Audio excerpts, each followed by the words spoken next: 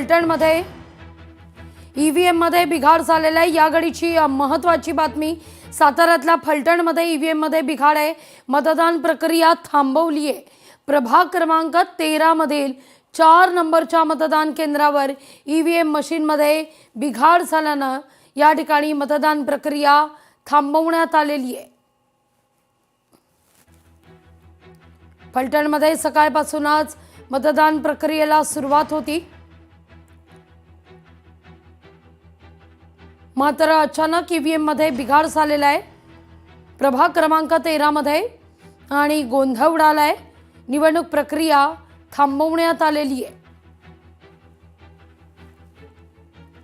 विविध ठिकाणी मतदानाला सुरुवात झालेली आहे। 23 नगरपालिका आणि नगरपंचायतीच्या निवडणुका आज पार पडतात।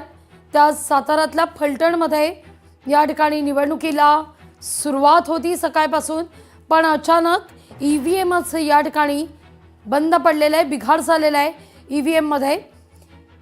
या सगळ्याविषयी खरं तर आपण अपडेट घेणार आहोत। यवतमाळ, अहिल्यानगर आणि सातारामध्ये निवडणुकीची प्रक्रिया कशी सुरू आहे, अपडेट घ्यायचंय। सुरुवातीला थेट जाते आपले प्रतिनिधी इम्तियाज मुजावर यांच्याकडे। इम्तियाज, ईव्हीएम मध्ये बिघाड झालेला आहे, काय सद्यस्थिती आहे?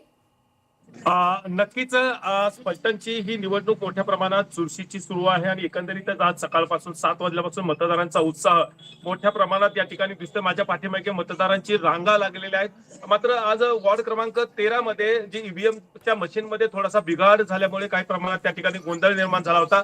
प्रशासनाने याबाबत गांभीर्याने ही खबरदारी घेतल्यानंतर काही अर्ध्या ते तासातच ही ईव्हीएमची मशीन पूर्णतः सुरू झाली आहे आणि मतदानाची प्रक्रिया पुन्हा एकदा सुरू झालेली आहे। मात्र एकंदरीतच सातारा जिल्ह्यातल्या महाबळेश्वर आणि फलटण या दोन्ही नगर परिषदेच्या निवडणुकाच्या शेवटच्या टप्प्यात असल्यामुळे या अगदी काल शेवटपर्यंत मोठ्या प्रमाणात प्रचारामध्ये उत्सुकता मोठ्या प्रमाणात शिगेला पोहोचली होती। आज प्रत्यक्ष मतदान आहे। सकाळी 7 वाजल्यापासून महाबळेश्वर आणि फलटणमध्ये मतदारांच्या मतदान करण्यासाठी रांगा लागलेल्या असल्याचे दिसून येत आहे। महाबळेश्वर मध्ये तब्बल 21 जागांसाठी या ठिकाणी 27, फलटणमध्ये 27 जागांसाठी आता ही निवडणूक होत आहे। त्यामध्ये 60 उमेदवार प्रत्यक्ष निवडणुकीच्या रिंगणात आहेत, तर महाबळेश्वर मध्ये 20 जागांसाठी 61 उमेदवार निवडणुकीच्या रिंगणात आहेत।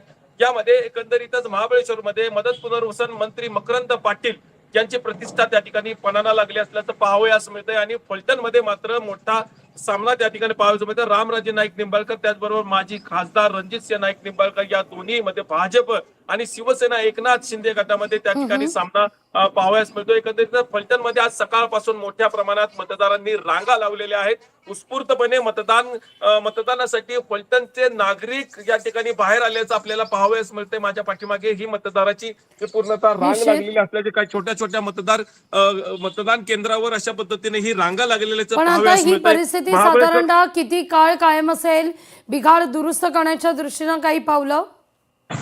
नक्कीच अर्धा तास मतदान प्रक्रिया थांबल्यानंतर प्रशासनाने ही गांभीर्याने दखल घेतल्यानंतर त्या मतदान केंद्रावर 13 नंबरच्या वॉर्ड मधल्या मतदान केंद्रावरून तातडीनं प्रशासन यंत्रणा त्या ठिकाणी दाखल झाली आणि ईव्हीएम मशीन पुन्हा एकदा सुरळीत झालेली आहे। त्यामुळे मतदान प्रक्रिया आता पुन्हा सुरू झाली आहे। निश्चित। इम्तियाज, आता जाऊया आपण यवतमाळला। आपले प्रतिनिधी संजय राठोड सुद्धा आहेत अहिल्यानगरमध्ये, संतोष आवारे देखील अहिल्यानगरमध्ये। सुरुवातीला जाऊया आपण इम्तियाज।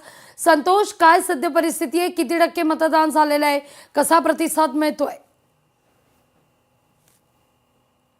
निश्चितच आज सकाळपासूनच पाथर्डी नगर परिषदेच्या निवडणुकीसाठी सुरुवात झाली आहे। न्यायालयाच्या निकालामुळे ही निवडणूक पुढे ढकलण्यात आली होती, तर आतापर्यंत जवळपास 7 ते 8% हे मतदान जे झालेलं आहे। आपण या मतदारसंघातले जर आढावा आपण जर घेतला तर या मतदारसंघातले जे भाजपचे उमेदवार, भाजपचे आमदार आहेत मोनिका रादळे, त्यांनी ही जी निवडणूक आहे ती एक प्रतिष्ठेची केली होती। तसेच या मतदारसंघाची जी निवडणूक आहे ती दुरंगी होत आहे आणि 20 नगरसेवकांच्या पदासाठी एकूण 64 उमेदवार जे आहेत ते रिंगणात उतरलेले आहेत। आज सकाळपासूनच शांततेत या मतदार केंद्रावर मतदानाला सुरुवात झाली आहे आणि कोणताही अनुचित प्रकार घडू नये यासाठी मोठा पोलीस बंदोबस्त देखील या ठिकाणी करण्यात आलेला आहे। या मतदारसंघात मुख्यमंत्री देवेंद्र फडणवीस यांची एक जाहीर सभा झाली होती आणि विकासाला मत म्हणजे भाजपला मत असं त्यांनी आवाहन केलं होतं आणि त्याच दिवशी सायंकाळी जे राष्ट्रवादी शरद पवार पक्षाचे आमदार आहेत रोहित पवार यांची देखील एक सभा झाली होती आणि त्यांनी देखील मुख्यमंत्र्यांची जी सभा झाली त्यामध्ये मुख्यमंत्र्यांनी लाडक्या बहिणींविषयी जे हे केलं होतं तर इतर लाडक्या बहिणींच्या सुरक्षेसाठी काय मुख्यमंत्र्यांनी आश्वासन दिलं असं देखील टीका रोहित पवार यांनी या मतदारसंघात करताना पाहिले होते. एकंदरीत या मतदारसंघात आपण पाहायला गेलो तर विकासाचे मुद्दे आणि जी आरोप प्रत्यारोपाची लढाई आहे या मतदारसंघात पाहायला मिळाली आहे. लागवीजी निश्चित थेट जाऊया आपण संजय राठोड यांच्याकडे, तिथून देखील आपण अपडेट घेणार आहोत. संजय, काय यवतमाळमध्ये सद्य परिस्थिती आहे?